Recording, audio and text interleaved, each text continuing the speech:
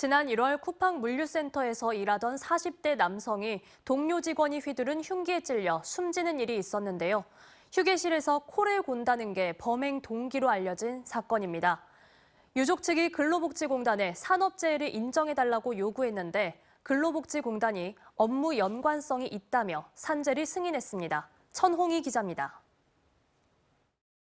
지난 1월 새벽 광주시 광산구 쿠팡 물류센터에서 살인 사건이 일어났습니다.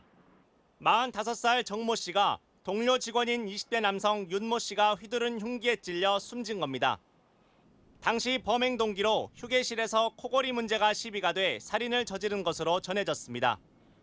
남편의 죽음으로 새 아이를 혼자 키우게 된 부인 이 씨는 남편의 죽음이 직장에서 일을 하다 생긴 것인 만큼 업무상 재해를 인정해달라며 지난 3월 근로복지공단에 남편의 산재 신청서를 제출했습니다.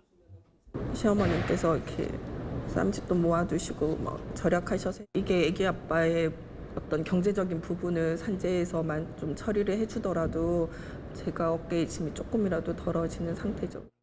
근로복지공단이 정확한 사실관계가 밝혀진 법원의 판결이 나온 이후 결정하겠다며 결정을 미뤄왔는데 최근 광주지법의 1심 판결이 나오면서 구체적인 범행 정황이 밝혀졌습니다.